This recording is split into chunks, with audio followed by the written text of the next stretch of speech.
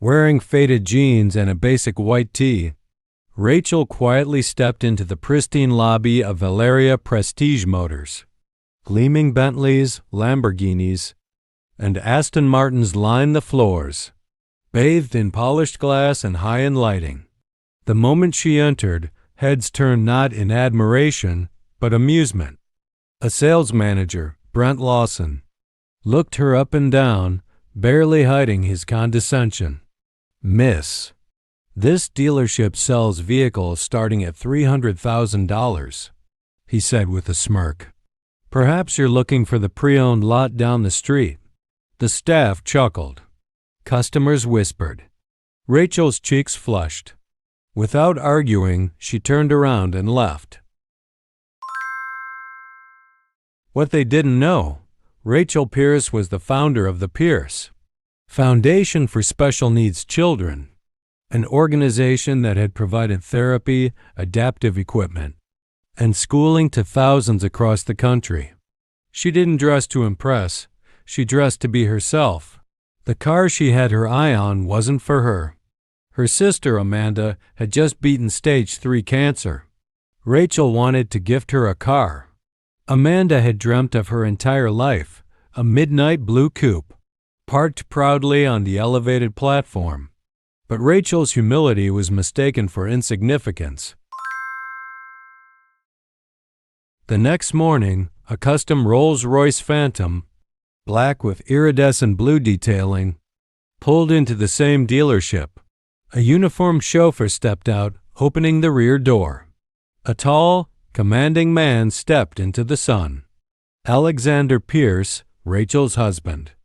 Billionaire tech innovator, quiet philanthropist, and fiercely loyal. Inside, Brent rushed to greet the unknown VIP. "Welcome to Valeria Motors, sir. May I offer you a look at our exclusive range?" "I'm here for one specific model," Alexander replied. "The midnight blue Azure Coupe.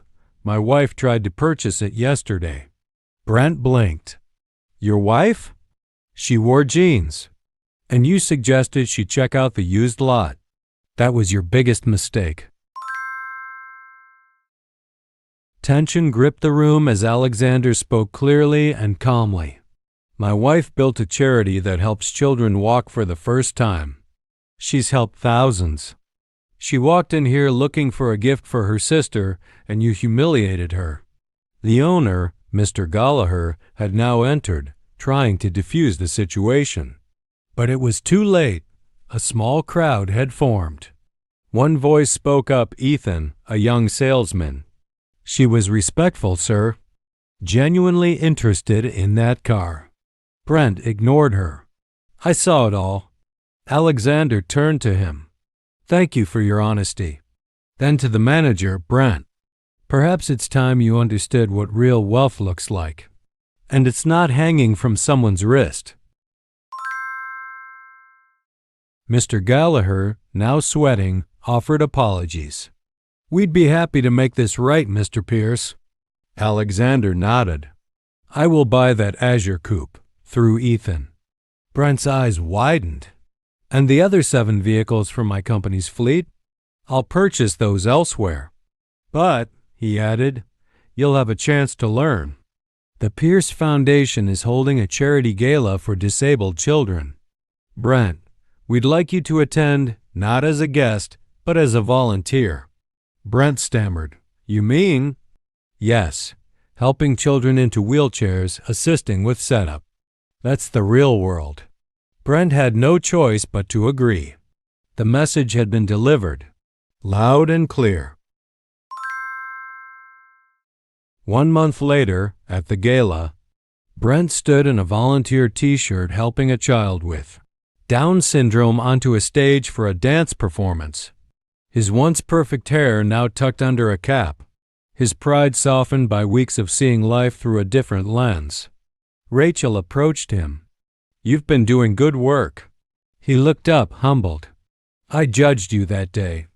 I judged so many. I was wrong." Rachel smiled gently.